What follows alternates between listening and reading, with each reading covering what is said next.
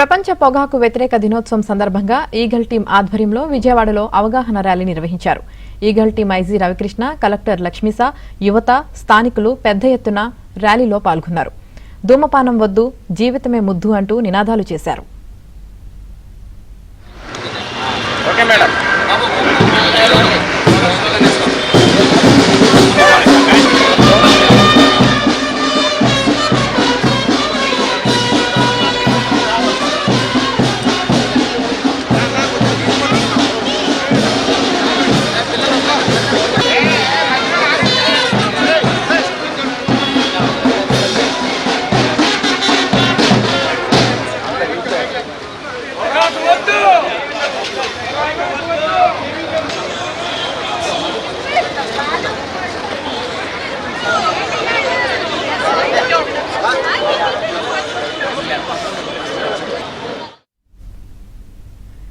యువతతో పాటు అన్ని వర్గాల ప్రజలు పొగాకు ఉత్పత్తులకు దూరంగా ఉండాలని, ఆరోగ్యకరమైన జీవన విధానాలను అలవర్చుకోవాలని కలెక్టర్ లక్ష్మీసా సూచించారు.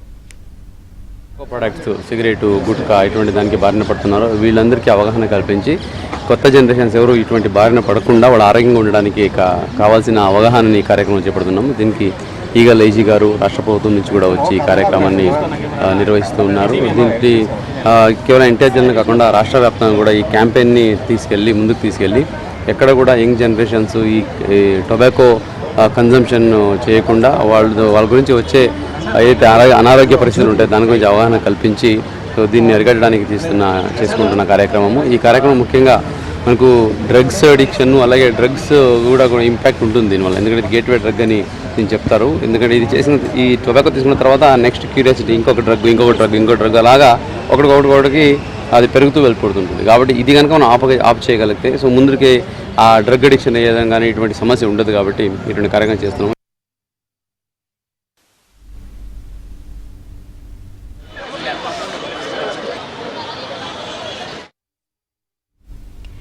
ఏపీలో జీరో పొగాకు లక్ష్యంగా పనిచేస్తున్నామని ఈగల్ టీం ఐజీ రవికృష్ణ తెలిపారు.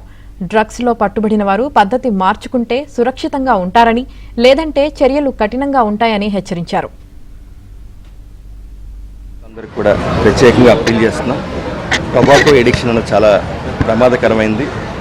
దేర్ ఈస్ ఒక గేట్వే డ్రగ్ థియరీ అని ఉంది. ఎవరైతే కౌమార దశలో ఈ టొబాకోకి అలవాటు పడతారో వాళ్ళ తర్వాత మద్యానికి, అదేవిధంగా గంజా, ఇతరత్ర హార్డ్ డ్రగ్స్ లైక్ కొకైన్ వాటికి అలవాటు పడే అవకాశాలు ఎక్కువ ఉన్నాయని అధ్యయనాలు చెప్తున్నాయి. కాబట్టి టొబాకోకు కూడా దూరంగా ఉండాలి, ఈ గేట్వే డ్రగ్ కూడా దూరంగా ఉండమని చెప్పేసి విద్యార్థులందరికీ అప్పీల్ చేస్తున్నాం.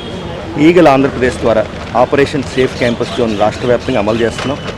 రాష్ట్రంలో ఉన్న 40,000 విద్యా సంస్థల్లో సుమారుగా ఈగల్ క్లబ్స్ ప్రారంభించడం, 70,000 విద్యార్థులను కాపాడడం లక్ష్యంగా ఈ ఆపరేషన్ సేఫ్ క్యాంపస్ జోన్ పనిచేస్తుంది. విద్యా సంస్థల సరిహద్దుల్లో సుమారుగా 100 మీటర్ల పరిధిలో ఎక్కడా కూడా టొబాకో ఉత్పత్తులు అమ్మకూడదు. దీన్ని ప్రత్యేకంగా విద్యార్థులు గుర్తెరిగి వాళ్ళు ఎక్కడైనా సరే అమ్ముతూ ఉంటే 1972కి సమాచారం అందించాల్సిందిగా ప్రత్యేకంగా అప్పీల్ చేస్తున్నాం. అందరూ కూడా కలిసికట్టుగా ప్రయత్నించి ఈ పొగాకుని దూరంగా ఉండాలని చెప్పేసి విద్యార్థులకు అప్పీల్ చేస్తున్నాం.